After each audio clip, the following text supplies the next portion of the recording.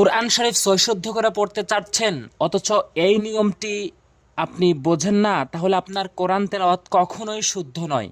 কোরআন শরীফ সৈশুদ্ধ করে পড়তে চাইলে এই নিয়মটি বোঝা আবশ্যক।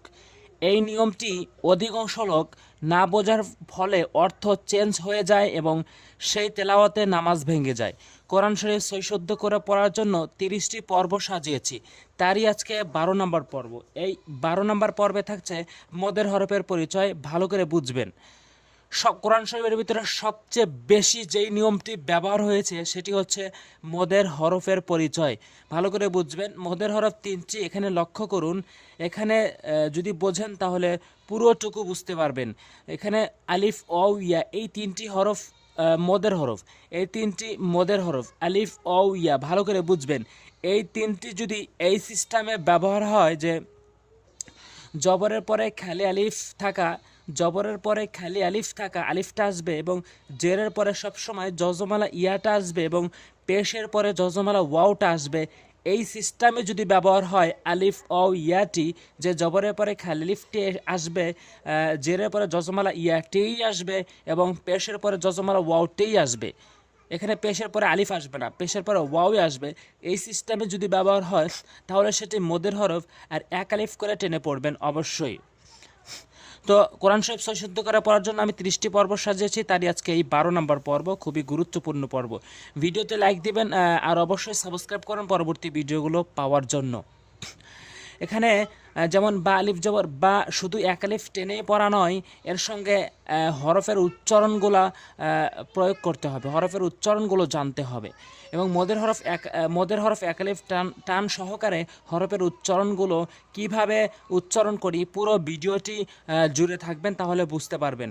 যেমন বা আলিফ জবর বা, এরকম করে এক আলিফ টানবেন, বা বাইয়া জেরে বি, বা ও পেশে বু, বা বি বু, এভাবে টেনে টেনে পড়বেন। যদি আপনি টেনে না পড়েন তাহলে অর্থ চেঞ্জ হয়ে যাবে এবং সেই তেলাওয়াতে নামাজ ভেঙে যাবে।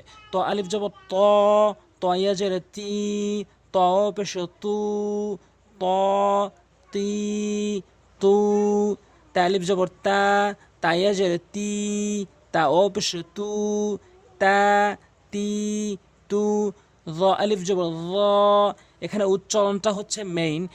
র অধিকাংশ লোক জ জি জু বলে, এখানে বলতে হবে র রি রু এবং এক আলিফ টেনে পড়তে হবে এখানে। এরপরে বানান করার পর আপনি দ্রুত রিডিং পড়ার জন্য আপনি শুধু উচ্চারণ করে যাবেন, উল্টো সিধা এভাবে। সা সি সু, সু সি সা, সি সা সু, এক আলিফ টান সহকারে হরফের উচ্চারণটি মেনে আপনি এভাবে উল্টো সিধা পড়বেন, তাহলে আপনার জন্য রিডিং খুবই সহজ হয়ে যাবে। আ আই উ, আ আই উ, আই আ উ, এভাবে বারবার প্র্যাকটিস করবেন, বারবার রিডিং পড়বেন।